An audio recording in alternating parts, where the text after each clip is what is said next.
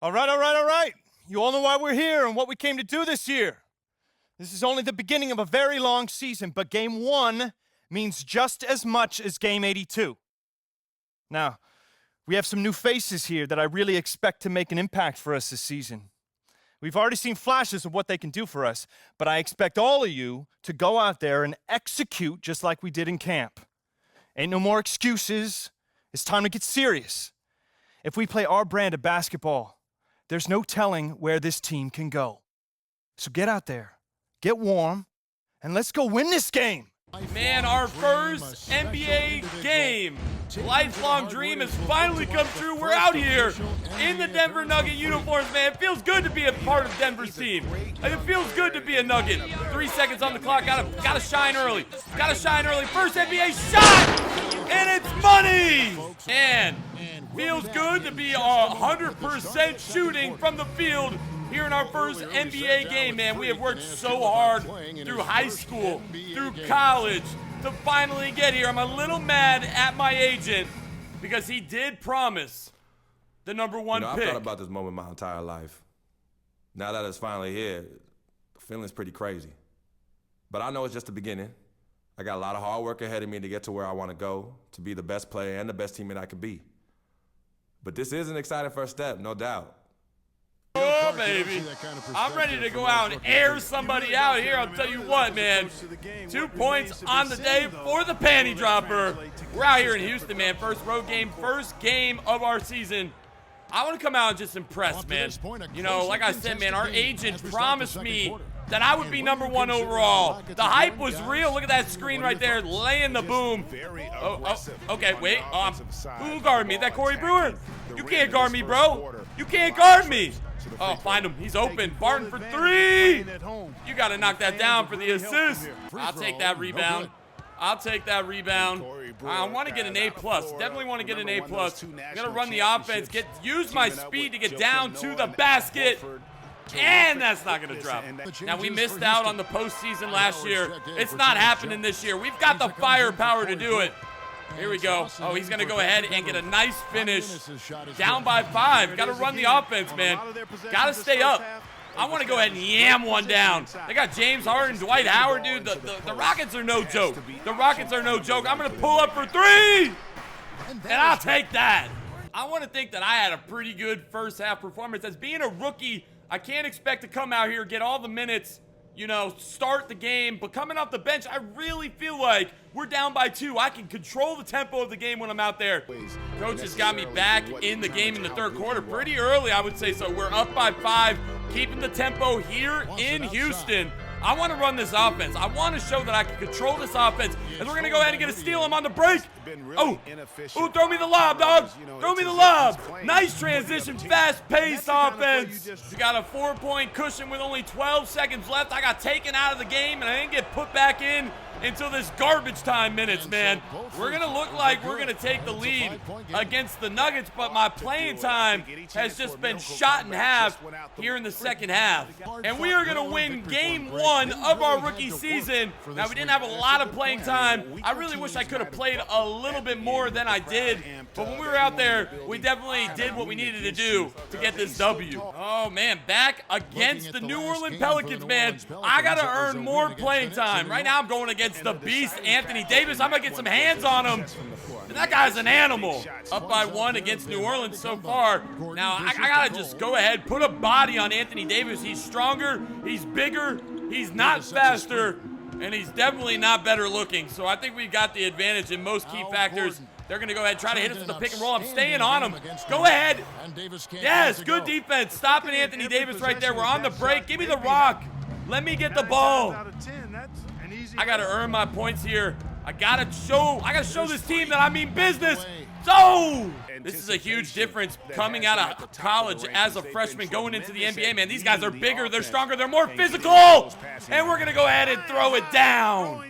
20,000 plus fans. Boom. That was definitely our first. That was a nice dunk right there. Getting to the basket, letting our presence be known. 2 points on the day here. Still early on in our rookie season. Oh, that's mine. Wow, what a shot. They're going to give it down to Anthony Davis. You know he's going to go ahead and take that. Oh, that's me. 5 seconds on the clock. This is where we be great. This is where we be great. Pull the trigger! Oh! Man, struggling on the road here in game 2. I'm setting nice screens to my opponent. He gives it right back. I gotta knock this one down. I gotta knock this one down. Nice pass. Man, coach is gonna rip me a new one. I am definitely not on my game right now. I'm missing so many shots, and we gotta keep this winning streak alive. They got me subbed in at shooting guard. They want me out on the wing here. They want me to take these shots. Now, coach told me, he's like, hey, just calm down and relax. I know I'm nervous, but it's gonna take a little bit of time. I gotta just focus on my defense here. Not allowing Anthony Davis to score is the reason why I'm in this game. Here we go. Defense. Uh-oh, no, no! I can't stop this man! Gotta hold for the last shot here. Wait for it, call for that pick and roll. Come back for it. Uh-oh, I gotta pull it. I gotta pull it for 3! Bam! At the buzzer! And the Denver Nuggets are gonna wind up walking away with another win on the road against the New Orleans Pelicans. I didn't get a chance to play in the fourth quarter, but hey, I'll definitely take an 81-80 win all day long. What a life, eh, freak? 1 minute you're playing 21 and horse on the courts in Harlem, and the next moment you're in the showroom, configuring the gunmetal and graphite exterior of your luxury car and your iPad mini. Oh, I bet you get a crazy crowd when you drive that car around the block in the old neighborhood, huh? Yeah, I'm living the dream. Bad pandemonium. But folks from back around the way are real proud of me. Yeah, I hear you. Local kid makes good. You know, it kind of reminds me of when I took my tech stock public and I rang the New York Stock Exchange bell, and my mom's friends called her up and said, Maggie, is that your son on Bloomberg News this morning ringing the bell? And my mom says, yes, sirree, Bob, it was him. That was a great moment, freak. And you know, our lives are like a pearl necklace of great moments, all strung together with the finest silk thread of memories. And we have to be very careful how we cultivate those pearls and we thread that necklace. Does this meeting by any chance have to do with Vic Van Leer? I grew up in the burbs, freak. I wasn't poor, upper middle class, comfortable. My daddy worked as an accountant for one of the largest insurance firms in the country. Smart with his money. Mom didn't have to work. I went to boarding school. And my dad died of a heart attack when I was a freshman at MIT. I was a movie geek, wanted to be a civil engineer, but I made my fortune by becoming a hybrid of both those interests. My dad didn't want me to be an accountant. Oh, listen to this. My best friend was a guy named Isidor. Yeah, we called him Izzy. He was one of the smartest human beings I have ever met in my life. I mean, Izzy was taking second-year college calculus courses as a high school sophomore, right? Straight-A student, full ride to MIT. Izzy had the world at his fingertips. But he was always looking for trouble, and trouble found him. He ran with the wrong crowd. And when we got to MIT, he got this great job working for a financial consulting firm in Boston. But every weekend, he would fly to Vegas. You see, Izzy had a system for counting cards in Vegas that had the big casinos on the Strip. Oh, stymied. He would come back to MIT with suitcases filled with $200,000 in cold cash. What? Yeah. So your man Izzy was getting hit off like that? Like a fat rat in a cheddar cheese factory, freak. Okay, so what happened to this dude Izzy? Because he's dope.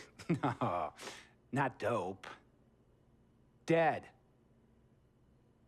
After he'd been missing for 3 weeks, the Nevada State Police never found hide nor hair of Isidor. And our friendship took a hit when he asked me to hang out with him in Vegas, and I said I wouldn't do it because I knew he was on a dark and twisted path in his life. And yes, he was my dude. But no way was I gonna throw my life away trying to show my loyalty to a guy who really and truly didn't understand what loyalty was all about. So this meeting is about Vic. Correctamente. Okay, well, sir, Vic isn't Izzy. And why's that, freak? Well, for one thing, you and your dead friend Izzy didn't grow up poor. Me and Vic grew up in a neighborhood where we had to look over our shoulder every 2 seconds to make sure nobody was going to walk up on us and rob us. True. Izzy and I did not grow up in the hood. But we, like you, thankfully grew up in a two-parent household. But even that wasn't enough for Izzy. He wasn't satisfied. He was always looking for a 5-alarm fire when he already had the warmth and comfort of a loving family. This is not about class warfare, freak. This is about the consequences of making bad choices and risking it all when you feel like you have nothing to lose. Vic is like a brother to me, sir. But you shouldn't be Brother Vic's keeper, freak. Would a brother go looking for trouble and put your career and your livelihood at risk by getting into fights at nightclubs and seedy after-hour joints and then scream to the media, yeah, it's all good, I'm an FOF, friendo freak. It's all misunderstanding. Y'all be haters, don't hate my game. I don't think a brother would do that to someone they really cared about, but a guy who looked at you like a meal ticket would. No. See, you don't understand Vic. Really? I don't understand. No.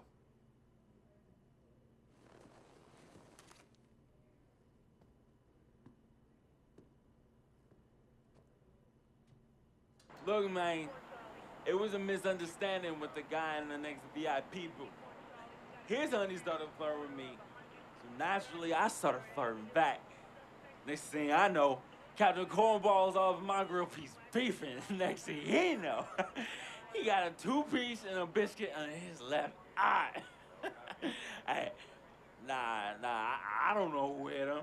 And it damn sure wasn't me. Hey, Captain Cornball's mad because I'm an FOF, friend of freak. Hey, but check this out, though. He needs to train that hottie before he leave the house, though.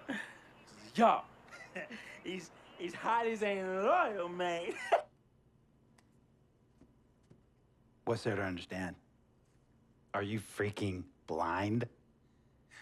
You know, I just want to know, how much did you pay your lawyers to make all this go away? Almost 100,000. Excuse me, son, I'm sorry, I couldn't hear you. I said I paid almost $100,000. Exactly. And if you keep riding shotgun with Vic, you're gonna go broke. Quick, fast, and in a hurry. Look, Vic is my friend, and I grew up with him. How many times I gotta tell you, sir? Freak, this is not a request. I am not asking you to do this. I am telling you to do this. And the first order of business is that Mr. Vic Van Leer is banned from traveling with you on the road. Vic is banned from the locker room. And Vic is banned from this arena. And if I catch this guy, Vic, in or anywhere near the facilities, Mr. Vic Van Leer will be arrested for trespassing. Are you serious, sir? Brother, I'm as serious as cancer. We all know that can be deadly. You know, when me and Vic were kids, playing summer tournaments at the Dome, we always imagined making it to the pros, right? And after the crowds left, just a street light was on the court, like 11:30, 12 midnight, even 1 in the morning sometimes. We used to practice player introductions, running on the court, giving dap, high-fiving the teammates. Vic, he would act as an announcer. You know, he would introduce me, announce my name on the loudspeaker, and the Jumbotron would flash my image like a little guy dressed in long shorts and a jersey.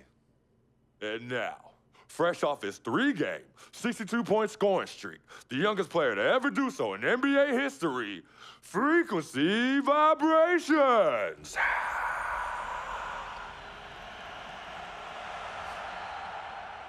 So me and Vic would sit in those empty bleachers at the Dome and dream like nobody's business. And now I'm living a dream. For real. And in so many ways, Vic was part of that. Please, listen to me. I mean, I know this guy's your dude from way back. Look, me and Vic go way back like the front seats of a 67 Cadillac. That's good. We go way back. Did you say front seats? Front seats of a 67 Cadillac. We go way back like the front seats of a 67 Cadillac. Well, you have any crickets? I'm gonna be the hit once again at Herbie Allen's Sun Valley Shindig because my fellow billionaires love it when I walk and talk that talk. So that almost sounds... No, let me tell you exactly what it sounds like.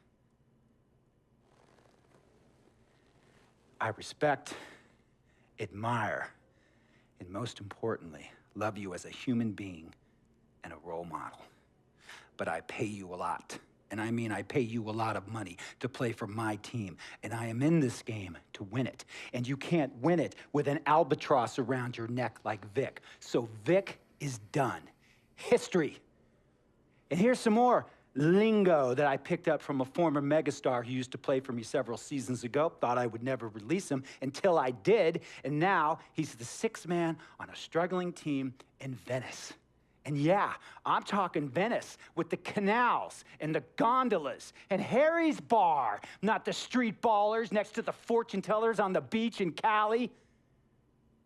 This guy used to tell me when he thought there was a player destroying our team, don't be a hero, cut that zero. And that is what I am telling you about Vic, freak. Don't be a hero, cut that zero. It's gonna affect my money. And if it affects my money, Google Translate will become your new freaking friend. I want a championship ring, freak, and I want you to help me get that ring. And banners after banners hanging from the rafters in this arena. So, freak, hear me clearly and hear me good. V, G, G, Vic, gotta go.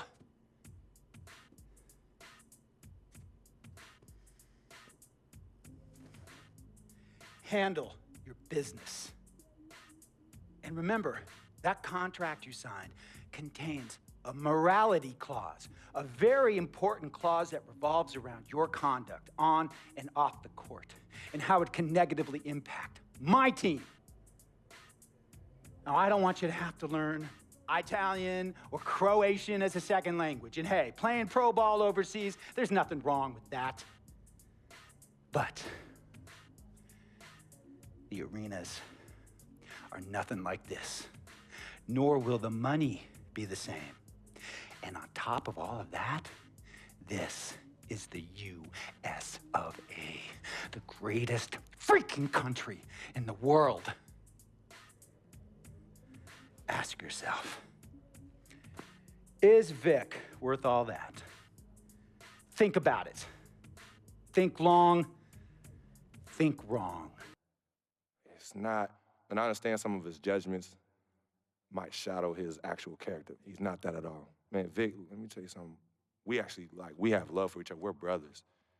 Blood couldn't make us any closer at all. I mean, he has so much loyalty to me and to my family. You could see even Cece, has issues with him, but he still loves her. He still loves her.